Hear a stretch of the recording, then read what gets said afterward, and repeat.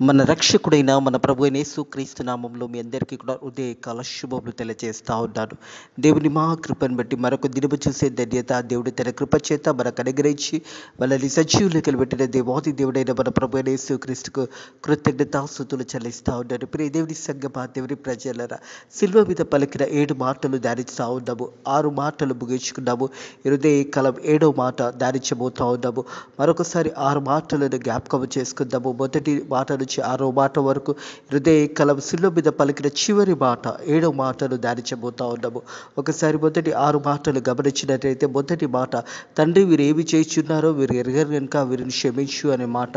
రెండవ మాట, దొంగతో పలికిన మాట, నీవు నేడు నాతో కూడా పరదేశంలో ఉండు అనే మాట జ్ఞాపకం చేశాడు. మూడవ మాట చూసినట్టయితే, మరియమ్మను చూసి ఇదిగో నీ కుమారుడని యేసు ప్రభు ప్రేమించే ప్రియ శిష్యుడైన యోహాను చూసి మరియమ్మకు తెలియజేశాడు. అలాగే యోహాను చూసి ఇదిగో నీ తల్లి అని మరియమ్మను అప్పచెప్పి ఉన్నాడు. అలాగే 4వ మాట చూసినట్టయితే, నా దేవా నా దేవా నా చేయి ఎందుకు విడిచితివి అనే మాట జ్ఞాపకం చేయబడుతుంది. 6వ మాట, నేను దప్పికొనుచున్నాను అనే 5వ మాట, నేను దప్పికొనుచున్నాను అనే మాట. 6వ మాట చూసినట్టయితే, ప్రియ దేవుని సంగమా, దేవుని ప్రజలరా, యేసు ప్రభు ఆ సమయంలో 6వ మాట పలికినప్పుడు అప్పటికే సమాప్తమైనదని ఎరిగి యేసు ప్రభు తన ఆత్మను అప్పచెప్పినట్టుగా చూస్తూ ఉన్నాము. ప్రియ దేవుని సంగమా, దేవుని ప్రజలరా, 6వ మాట తర్వాత 7వ మాట హృదయకాలము మనం ధ్యానించబోతా ఉన్నాము. మనం 7వ మాట చూసినట్టయితే, లూకాసు వార్త 23వ అధ్యాయము 44 నుంచి 49 వరకు. లూకాసు వార్త 23వ అధ్యాయము 44వ వచనం నుంచి 49వ వచనం వరకు. ఈ యొక్క సువార్తతో పాటు అలాగే మత్తయి సువార్త, మార్కు సువార్త, యోహాను సువార్తలో కూడా రాయబడింది. మత్తయి సువార్తలో చూసినట్టయితే 27వ అధ్యాయం 45 నుంచి 56 వరకు, మార్కు సువార్త 15వ అధ్యాయం 33 నుంచి 41 వరకు, యోహాను సువార్త 19వ అధ్యాయం 28వ వచనం నుంచి 37వ వచనం వరకు.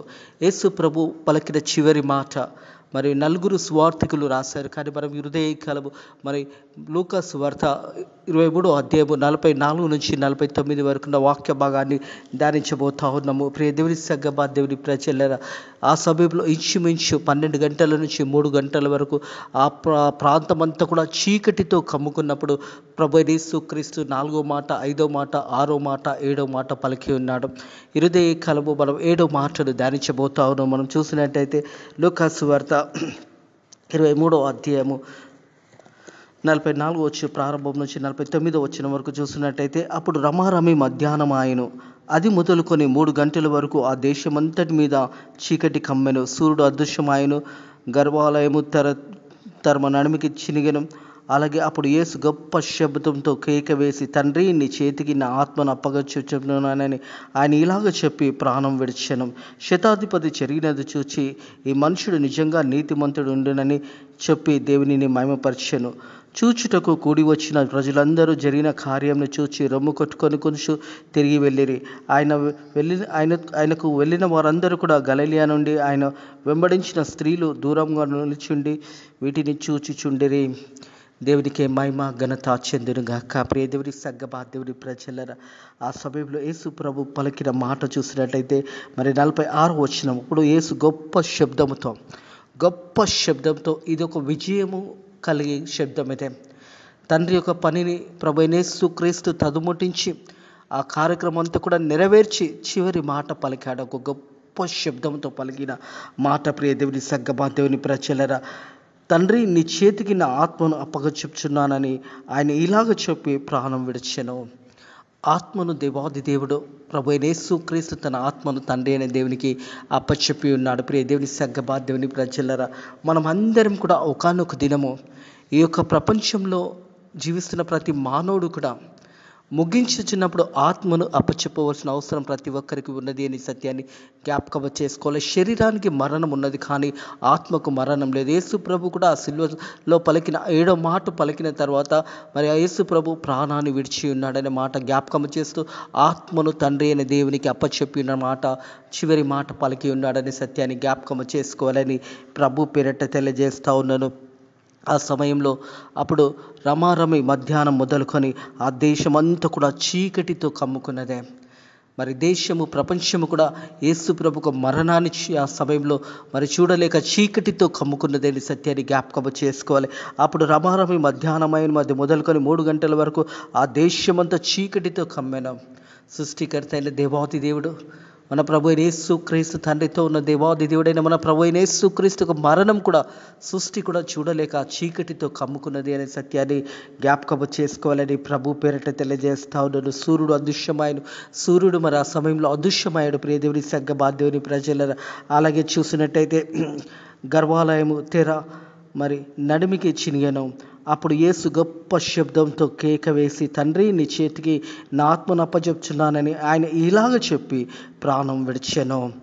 మరి యేసు ప్రభు చనిపోయినప్పుడు ఒక శతాధిపతి అక్కడ ఉన్నాడు. ఎవరైతే సైనికులలో మరి అధికారిగా ఉన్నాడో అతడు యేసు ప్రభు పలుకుతున్న మాటలన్నీ కూడా జాగ్రత్తగా వింటా ఉన్నాడు. చివరి మాట కూడా యేసయ్య పలికిన మాట తర్వాత అతడిస్తున్న సాక్ష్యం ఏంటంటే, శతాధిపతి జరిగినది చూచి ఈ మనుషుడు నిజంగా నీతిమంతుడునని చెప్పి దేవునిని మహిమపరిచెను. హల్లెలూయా. యేసు ప్రభు శిలువలో పలికిన మాటలన్నీ కూడా మరి ఆ శతాధిపతి చాలా దగ్గరగా ఉండి మాటలు వింటా ఉన్నాడు. అతడు సాక్ష్యం ఇస్తూ ఉన్నాడు, ఇతడు నిజంగా నీతిమంతుడై ఉండినని చెప్పి దేవునిని మహిమపరిచాను. హల్లెలూయా. దేవునిని మహిమపరిచాడు, దేవుని ఘనపరిచాడు. అతడు దగ్గర ఉండి యేసయ్య పలికిన మాటలన్నీ మొదటి మాట నుంచి చివరి మాట వరకు అతడు వింటా ఉన్నాడు. శిలువ మీద పలికిన 7వ మాట పలికిన తర్వాత అతడు చెప్తా ఉన్నాడు, ఇతడు నిజంగా నీతిమంతుడై ఉన్నాడని చెప్పి దేవునిని మహిమపరిచి ఉన్నాడు. అలాగే కింది వచనంలో చూసినట్టయితే శతాధిపతి జరిగిన చూచి మనుషుడు నిజంగా నీతిమంతుడు అని చెప్పి దేవుని మహిమపరిచాను. చూచుటకు కూడి వచ్చిన ప్రజలందరూ జరిగిన కార్యాన్ని చూచి రొమ్ము కొట్టుకునొచ్చు తిరిగి వెళ్ళిరి. ఆ ఒక శిలువ మరణాన్ని చూడడానికి వచ్చిన ప్రజలందరూ కూడా ఆ శిలువలో వేలాడుతున్న యేసయ్యను, ప్రియ దేవుని సంఘ దేవుని ప్రజలారా, ఉదయం 6 గంటల నుంచి 9 గంటల వరకు యేసు ప్రభు ఆ శిలువ భారానంతా కూడా మోసుకొని ఆ శిలువ వేసే ప్రాంతానికి వచ్చినప్పుడు ఆ తర్వాత ఉదయం 9 గంటల నుంచి చూసినట్టయితే 12 గంటల వరకు 3 మాటలు పలికాడు. ఆకాశంకి భూమికి మధ్యలో వేలాడుతున్న ప్రభు అయిన యేసుక్రీస్తు పలికిన 3 మాటలు. 4వ మాట నుంచి మరి చివరి మాట వరకు చూసినట్టయితే మధ్యాహ్నం మొదలుకొని 12 గంటల నుంచి 3 గంటల వరకు 3 గంటలకు చివరిగా 7వ మాట పలికి ప్రభు అయిన యేసుక్రీస్తు తండ్రి అనే దేవునికి తన ఆత్మను అప్పచెప్పినట్టుగా చూస్తూ ఉన్నాము. అలాగే కింది వచనంలో చూసిన ప్రజలందరూ చూచుటకు కూడి వచ్చిన ప్రజలందరూ జరిగిన కార్యాన్ని చూచి రొమ్ము కొట్టుకుని తిరిగి వెళ్ళిరే. యేసు ప్రభు ఆ శిలువ మరణాన్ని చూసిన ప్రజలందరూ కూడా రొమ్ము కొట్టుకొని ఏడుస్తూ తిరిగి వారు వెనుకకు వెళ్ళిపోయినారు. ప్రియ దేవుని సంఘం వారి గృహాలకు వెళ్ళిపోయినారు.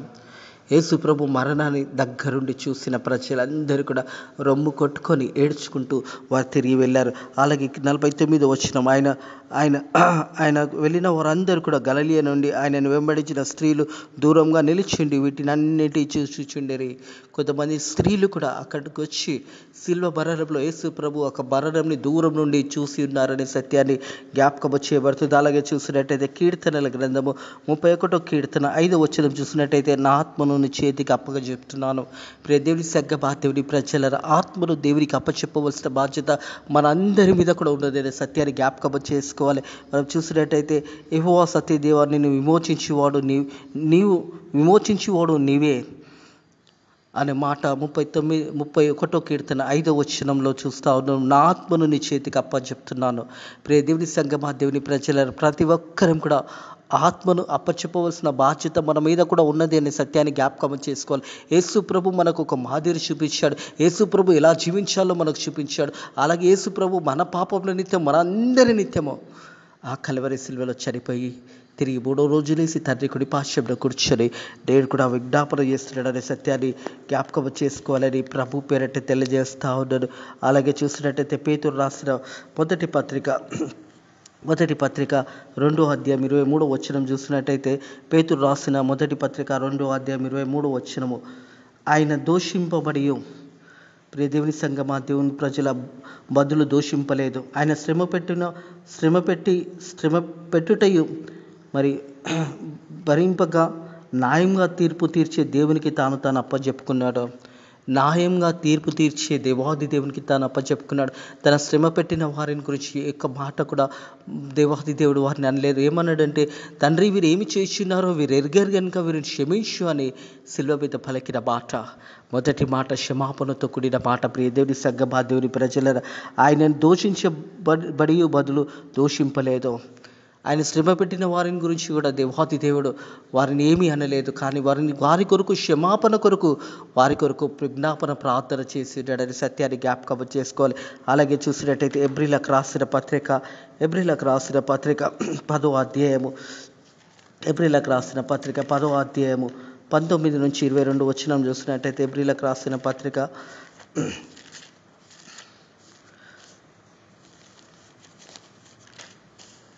19 నుంచి 22 వచనములకు, సహోదరులరా, యేసు మన కొరకు ప్రతిష్ఠించిన మార్గము అనగా నూతనమైనది. హల్లెలూయా.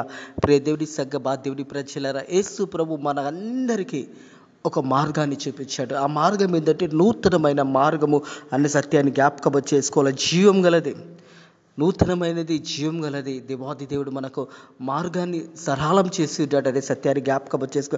సహోదరులరా, యేసు మన కొరకు ప్రతిష్ఠించిన మార్గము అనగా నూతనమైనది, జీవం గలది. ఆయన శరీరము అనే తద్వారా ఏర్పరచబడినది మార్గము. ఆయన రక్తం వల్ల పరిశుద్ధ స్థలమందు ప్రవేశించుటకు మనకు ధైర్యము కలుగుచున్నది గనక దేవుని ఇంటి పైన మనకు గొప్ప యాజకుడుగా ఉన్నాడు. ప్రియ దేవుడి సంగమా, దేవుడి ప్రజలారా, మనకందరికీ కూడా ఒక మార్గము సరళమైనది. ఆ మార్గం ఏంటంటే నిత్య జీవానికి మార్గము. అలాగే చూసినట్టయితే అది నూతనమైనది, జీవం గలది. ఆయన శరీరం అనే తద్వారా ఏర్పరచబడినది మార్గము. ఆయన రక్తం వల్ల మనకు పరిశుద్ధ స్థలములకు ప్రవేశించుటకు ధైర్యం కలుగుతున్నదే. ఒకటి, యేసుప్రభు శరీరం ద్వారా మనకు మార్గం ఏర్పడింది. రెండోది, యేసుప్రభు రక్తం ద్వారా అతి పరిశుద్ధ స్థలానికి మనకు వెళ్ళుటకు ధైర్యం కలుగుచున్నదే. యేసు ప్రభు ఒక మరణము, ఆ సిలువలో పలికిన 7వ మాట ద్వారా, ఆ విజయోత్సవ కేక ద్వారా, గొప్ప శబ్దంతో పలికిన ఆ మాట ద్వారా ప్రతి మానవునికి మొదట యేసు ప్రభు శరీరం ద్వారా ఒక మార్గం ఏర్పడింది. ఆ మార్గము అలాగే చూసినట్టయితే తద్వారా ఏర్పరచబడిన మార్గము. మరి అలాగే రక్తం వల్ల పరిశుద్ధ స్థలమందు ప్రవేశించుటకు మనకు ధైర్యం కలుగుచున్నది గనక దేవుని ఇంటిపైన మనకు గొప్ప యాజకుడు ఉన్నాడు గనుక. ప్రియ దేవుడి సంగమా, దేవుడి ప్రజలారా, మొదట మార్గము సరళమైంది. అతి పరిశుద్ధ స్థలానికి వెళ్ళడానికి ప్రతి ఒక్కరికి దేవాది దేవుడు మార్గాన్ని సరళం చేసి ఉన్నాడని సత్యాన్ని జ్ఞాపకం చేసుకోవాలని ప్రభు పేరట తెలియజేస్తా ఉన్నాడు. ప్రియ దేవుడి సంగమా, దేవుడి ప్రజలారా, 6 అంశాలు మీతో మాట్లాడతాను. మనం చూసినట్టయితే ఆ సమయంలో మరి చీకటితో కమ్ముకున్నది. Darkness covered the land for about 3 hours in the middle of the day. మొదటగా గమనించవలసింది ఏంటంటే, ఆ ప్రాంతం అంతా కూడా మధ్యాహ్నం మొదలుకొని 12 గంటలు మొదలుకొని 3 గంటల వరకు ఆ దేశం అంతా కూడా చీకటితో కమ్ముకున్నదే. ప్రపంచము, దేశము కూడా ఆ సమయంలో ఆ చీకటితో కమ్ముకోవడానికి కారణం ఏంటంటే, ఆ సమయంలో యేసు ప్రభు ఒక మరణాన్ని ఆ సమయంలో చూడలేక చీకటితో కమ్ముకున్నది. సూర్యుడు అదృశ్యమాయడు. అలాగే ప్రియ దేవుడి సంగమా, దేవుడి ప్రజలను మనం చూసినట్టయితే మొదట ఆ దేశమంతా కూడా చీకటితో కమ్ముకున్న తర్వాత కింద చూసినట్టయితే సూర్యుడు అదృశ్యమాయను, గర్భాలయము తెర నడుమికి చినిగెను. అప్పుడు యేసు గొప్ప శబ్దంతో కేక వేసి, తండ్రి, నీ చేతికి నా ఆత్మను అప్పగించుచున్నానని ఆయన ఇలాగ చెప్పి ప్రాణము విడిచెను. అలాగే చూసినట్టయితే మొదట సృష్టి దేవాది దేవుని ఆ సమయంలో ఆ మరణాన్ని ఆ దేశమంతా కూడా చీకటితో కమ్ముకున్నది. అలాగే నేచర్ అంతా కూడా యేసు ప్రభు ఒక మరణాన్ని చూస్తున్న సమయంలో, ఆ సమయంలో ప్రియ దేవుని సంగమా, దేవుని ప్రజలారా, దేవుని కుమారుడైన ప్రభు అయిన యేసు క్రీస్తు ఒక మరణాన్ని చూస్తున్నాడు. సృష్టి అంతా కూడా మౌనముగా ఉన్నదే. All the nature seemed to mourn over the stark tragedy of the death of the God's Son. దేవుని యొక్క కుమారుడైన ప్రభు అయిన యేసుక్రీస్తు యొక్క మరణం చూసినప్పుడు సృష్టి అంతా కూడా మౌనంగా నిలిచిండి చూసినదనే సత్యాన్ని జ్ఞాపకం చేసుకోవాలి. మూడో చూసినట్టయితే the significant event symbolised Christ work on the cross. ఆ సిలువ మీద వేలాడుతున్న ప్రభు యేసు క్రీస్తు. ప్రియ దేవుని సంగమా, దేవుని ప్రజలరా, సిలువలో వేలాడుతున్న యేసయ్యని మనం చూడాలి. ఎందుకంటే the significant event symbolised Christ work on the cross. దేవుని యొక్క ఆ ఒక మరణం అనేది ఆ సిలువ మీద కనబడతా ఉన్నది. ఆ సిలువలో వేలాడుతున్న యేసయ్యలో ఆ మరణం కనిపిస్తూ ఉంది. యేసయ్య పలికిన 7వ మాట గొప్ప శబ్దంతో పలికి ఉన్నాడు. అది ఒక విజయంతో కూడిన పలుకదే. సర్వమానవ ప్రపంచానికే ఒక నిజమైన ప్రభు యేసు క్రీస్తే మార్గమని చూపెడుతున్న మాట అదే. అలాగే 4 చూసినట్లయితే ప్రియ దేవుని సంగమా, దేవుని ప్రజలరా, ఆ కాలంలో మన మందిరాన్ని గమనిస్తే 3 ప్రాముఖ్యమైన స్థలాలు కనిపిస్తాయి. The temple had B 3 parts, the court for all the people. మొదట స్థానం ఏముంటుందంటే ప్రజలందరి కొరకు మొదట భాగంలో చర్చ్లో ఉండడానికి ఆ చర్చ్ ఏర్పడుతుంది. 3 భాగాలు చర్చిలో ఏర్పడి ఉన్నాయనే సత్యాన్ని జ్ఞాపకం చేసుకోవాలి. మొదటి భాగం చూసినట్టయితే మరి ప్రజలందరూ ఉండడానికి. రెండోది చూసినట్టయితే ద హోలీ ప్లేస్, పరిశుద్ధ స్థలము. మరి మూడోది చూసినట్టయితే అతి పరిశుద్ధ స్థలము. అతి పరిశుద్ధ స్థలంలో కేవలము ఎవరైతే ఏర్పరచబడిన యాజకుడు తప్ప ఎవరు కూడా అందులో వెళ్ళేవారు కాదు. అది కూడా సంవత్సరానికి ఒకేసారి వెళ్ళి మరి ప్రజల పాపంలో నిత్యము బలులర్పించి ఆ రక్తాన్ని ప్రోషించేవారు. గమనించండి, సంఘము ఆ స్థలంలో మొదట చూసినట్టయితే ప్రియ దేవుని సంగమా, దేవుని ప్రజలరా, the court for all the people, the holy place అనేది అతి పరిశుద్ధ స్థలము. Where the only priest could be enter the most highly place. యాజకుడు తప్ప ఎవరు కూడా అతి పరిశుద్ధ స్థలానికి వెళ్ళేవారు కాదు. యాజకుడు ప్రతి సంవత్సరం యాజకుని దగ్గరికి ప్రజలందరూ కూడా పస్కా పండుగ సమయంలో వారున్న ప్రాంతం నుంచి మరి ఇజ్రాయెల్ దేశానికి వచ్చిన తర్వాత ఇజ్రాయెల్ ప్రాంతంలో దేవాది దేవుని సన్నిధికి వచ్చినప్పుడు వారు ఏం చేసేవారంటే బలులు అర్పించేవారు. ఆ బలుల ద్వారా ఆ రక్తాన్ని ప్రోషించేవారు. అది కూడా సంవత్సరంలో ఒకేసారి అతి పరిశుద్ధ స్థలానికి యాజకుడు వెళ్ళేవాడు. అది కూడా ఏర్పాటు చేయబడిన యాజకుడు తప్ప ఎవరు కూడా వెళ్ళేవారు కాదు. ప్రియ దేవుని సంగమా, దేవుని ప్రజలరా, అక్కడ చూసినట్టయితే అతి పరిశుద్ధ స్థలంలో యాజకుడు సంవత్సరంలో ఒకేసారి వెళ్ళేవాడనే సత్యాన్ని జ్ఞాపకం చేసుకోవాలి. అలాగే 4 చూసినట్టయితే wear the high priest along could be enter once an year to alone for the scenes of the people. సంవత్సరంలో ఒకేసారి అతి పరిశుద్ధ స్థలానికి వెళ్ళి మరి ఆ ప్రజలందరి పాపముల నిత్యము ఆ బలులు అర్పించినప్పుడు ఆ రక్తాన్ని అక్కడ ప్రోక్షించి, అంటే పాత నిబంధనము ధర తెలిసిపడుతుంది ఏంటంటే పాపాన్ని చూపెడుతుంది, కానీ పాపానికి విమోచన అన్నది లేదు, పాపం నుంచి విడిపించేది లేదు. కానీ కేవలం బలులు అర్పించి ఆ సమయంలో వారు పాపములు క్షమించబడ్డాయని వారు తలంచుతున్నారు. కానీ ఆ పాప బలియార్థమై ప్రభు అయిన యేసు క్రీస్తే ఆ సిలువలో మరణించాడు ప్రతి ఒక్కరి పాపం కొరకు. ఆ ఒక అతి పరిశుద్ధ స్థలానికి ప్రతి ఒక్కరికి దేవాది దేవుడు మార్గాన్ని సరళం చేశాడు. మరి ఆ కాలంలో అతి పరిశుద్ధ స్థలంకి కేవలము యాజకుడు ఒక్కడే వెళ్ళేవాడు. అది కూడా సంవత్సరానికి ఒకేసారి వెళ్ళి ఆ రక్తాన్ని ప్రోక్షించి ప్రజల కొరకు ప్రార్థన చేసేవాడు. ప్రియ దేవుని సంగమా, దేవుని ప్రజల పాత నిబంధన ఏం చూపెడుతుందంటే ఒక అద్దం లాంటిది, ఒక ఎక్స్ట్రా లాంటిదే. మన ముఖం కనిపిస్తుంది, ఎక్స్ట్రా తీసినప్పుడు శరీరంలో ఏదైనా భాగము విరిగినప్పుడు ఎముకలేని అదే కనిపిస్తుంది, పాపం అనేది కనిపిస్తుంది. కానీ ఆ పాపానికి విమోచన అనేది లేనప్పుడు ప్రభు అయిన యేసు క్రీస్తు లోకానికి వచ్చి 33.5 సంవత్సరములు జీవించి 3.5 సంవత్సరములు పరిచర్య చేసి సిలువలో పలికిన 7 మాటల ద్వారా ప్రజలందరూ ఉద్దేశించి ఆ సమయంలో చూస్తున్నప్పుడు యేసు ప్రభు పలికిన 7 మాటలు, మొదటి మాటలు ఇక్కడ ఉన్న వారి గురించి మాట్లాడాడు. 4వ మాట నుంచి 7వ మాట వరకు తన గురించి తండ్రి అయిన దేవునికి విజ్ఞాపన చేసి ఉన్నాడు. అలాగే చూసినట్టయితే 5వ అంశం చూసినట్టయితే now all people can be approach God's directly through the Christ. ప్రతి ఒక్కరికి కూడా మార్గం అన్నది సరళమైనదే. దేవునితో మాట్లాడడానికి ప్రభు అయిన యేసు క్రీస్తు ఒక శిలువ మరణం ద్వారా ప్రతి మానవునికి మనం దేవునిది కలుసుకోవడానికి డైరెక్ట్గా మనందరికీ కూడా మార్గము ఏర్పరచబడింది. Now all the people can be approach God's directly through the Christ. Yesu ప్రభు ద్వారా మనము తండ్రి అయిన దేవునికి విజ్ఞాపన చేసుకోవచ్చు.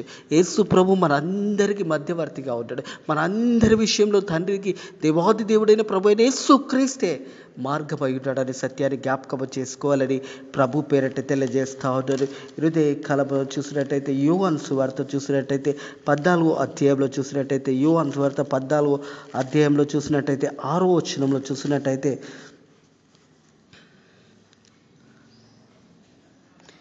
యేసు నేనే మార్గము సత్యము జీవమును, నా ద్వారా తప్ప ఎవడు కూడా తండ్రి యొద్దకు రాడో. యేసయ్యనే మార్గమై ఉన్నాడు, యేసయ్యనే జీవమై ఉన్నాడు. ప్రజలందరికీ ప్రభు అయిన యేసు క్రీస్తే మార్గమై ఉన్నాడనే సత్యాన్ని జ్ఞాపకం చేసుకోవాలని ప్రభు పేరట తెలియజేస్తా ఉన్నాడు. ప్రియ దేవుని సంగమా, దేవుని ప్రజల సిల్వ మీద పలికిన 7వ మాట గొప్ప శబ్దంతో పలికిన మాట. ప్రియ దేవుని సంగమా, దేవుని ప్రజలరా, ఆ మాటను మరొకసారి గమనించినట్టయితే మనం చూసినట్టయితే 46వ వచనం, అప్పుడు యేసు గొప్ప శబ్దంతో కేక వేసి, తండ్రి నీ చేతికి నా ఆత్మను అప్పచెప్తున్నానని చెప్పి ఆయన ఇలాగ చెప్పి ప్రాణం విడిచెను. యేసు ప్రభు గొప్ప శబ్దంతో పలికిన మాట, చివరి మాట, తండ్రి నీ చేతికి నా ఆత్మను అప్పచెప్తున్నాను అనే మాట. ప్రియ దేవుని సంగమా, దేవుని ప్రజలరా, మనమందరం కూడా ఆత్మలను అప్పచెప్పవలసిగా ఉంటుండగా మనం ఎలా అప్పచెప్తున్నామో దేవునికి, మనము దేవుని చిత్తంలో జీవించామా, దేవుని మార్గంలో నివిస్తూ బ్రతుకుతున్నామా ఒకసారి ఆలోచించండి. సంవత్సరములు గడిచిపోతున్నాయి. ప్రతి సంవత్సరము సిలువ మీద పలికిన 7 మాటలు ధ్యానిస్తూ ఉన్నాము. ప్రతి సంవత్సరము గుడ్ ఫ్రైడే, ఈస్టర్ జరుపుకుంటున్నాం.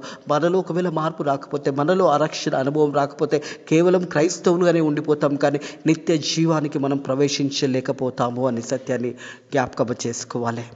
నువ్వు పరలోకానికి వెళ్ళబడాలి అంటే నీ జీవితం మార్చబడాలి, నీ బ్రతుకు మార్చబడాలి. ఈ 40 దినాల ఉపవాసంలో ఉన్నట్టయితే మొదటగా నీవు దేవుని తెలుసుకొని, దేవునికి ఇంకా దగ్గరగా ఉండి, దేవునికి ఇష్టం లేని అన్ని కూడా వదులుకొని, దేవుని చిత్తానుసారంగా దేవునికి ఏది ఇష్టమో అవి అత్తుకొని జీవించినట్టయితే యేసు ప్రభువు చూపించిన మార్గాన్ని మనం ఆ మార్గంలో ప్రవేశించడం ద్వారా నిత్య జీవానికి వెళ్తామనే సత్యాన్ని జ్ఞాపకం చేసుకోవాలని ప్రభు పేరట తెలియజేస్తా ఉన్నాను. ఆయన శరీరం ద్వారా మనకు మార్గాన్ని ఏర్పరచబడింది. అలాగే యేసు ప్రభు రక్తము ద్వారా అతి పరిశుద్ధ స్థలానికి వెళ్ళడానికి మనకు అధికారం కలిగి ఉన్నామనే సత్యాన్ని జ్ఞాపకం చేసుకోవాలని ప్రభు పేరట తెలియజేస్తా ఉన్నాను. దేవుని మహాకృపను బట్టి, దేవుడు నాకు ఇచ్చిన ఈ యొక్క మంచి అవకాశాన్ని బట్టి నేను దేవునికి ఎంతగానో కృతజ్ఞతాస్తుతులు చెల్లిస్తా ఉన్నాను. మొదటి మాట నుంచి 7వ మాట వరకు చెప్పడానికి దేవుడు నాకు ఇచ్చిన ఈ జ్ఞానాన్ని బట్టి, దేవుడు నాకు ఇచ్చిన ఈ సమయంని బట్టి, దేవుడు నన్ను ఎన్నుకున్న విధానాన్ని బట్టి నేను ఎంతగానో దేవునికి కృతజ్ఞతాస్తుతులు చెల్లిస్తున్నాను. ప్రియ దేవుని సంగమా, దేవుని ప్రజల సిలువ మీద పలికిన 7 మాటలు ముగించుకున్నాము. రేపటి దినాన శుభ శుక్రవారం మందిరంలో 7 మాటలు మరలా మనం వినబోతుండగా మనల్ని మనం పరిశోధించుకొని, మనం దేవుని చిత్తంలో మనం నడుస్తున్నామని ఒక్కసారి మన హృదయాలని పరిశోధించుకొని రేపటి శుభ శుక్రవారంలో మీరు ప్రవేశించాలని ప్రభు పేరట తెలియజేస్తూ ఉన్నాను. గుడ్ ఫ్రైడే ఇది ఒక శుభదినము, సర్వమానవ ప్రపంచానికి ఒక శుభదినం ఇదే. గుడ్ ఫ్రైడే సందర్భంలో నువ్వు మందిరానికి వెళ్తున్నప్పుడు నిన్ను పరిశోధించుకొని, ఇంకా నీలో ఏదైనా తప్పు ఉంటే, నీలో ఏదైనా పాపం ఉంటే అవి వదిలేసుకొని, సిలువ మీద పలుకుపోతున్న 7 మాటలు సేవకుల ద్వారా దేవుడు మాట్లాడబోతుండగా ఆ మాటలు శ్రద్ధగా విని దేవుని గణపరిచి దేవుని మహిమపరచాలని ప్రభు పేరట తెలియజేస్తాను. ఇట్టి మాటలను దేవుడు కాలము మీ ఆత్మీయ జీవితంలో దేవుడు దీవించి ఆశీర్వదించి ఫలింపచేసి అభివృద్ధిపరచును గాక. ఆమెన్. ప్రార్థన చేసుకుందాము. Thank you Lord, thank you Jesus, thank you Holy Spirit. పరిశుద్ధుడ దేవానికి వందనములు, స్తోత్రములు తండ్రి. నాకు ఇచ్చిన ఈ ధన్యతను బట్టి, సిలువలో పలికిన 7 మాటలు ధ్యానించడానికి నాకు ఇచ్చిన ఈ ధన్యతను బట్టి నీ కృతజ్ఞతాస్తుతులు చెల్లిస్తున్నాను తండ్రి ప్రభా. అలాగే సిలువ మీద పలికిన 7 మాటలు ప్రజలు వింటున్నప్పుడు నైనా ప్రజలలో గొప్ప మార్పును దయచేయండి. నైనా నీ యందు భయభక్తులలో జీవితం దయచేయండి.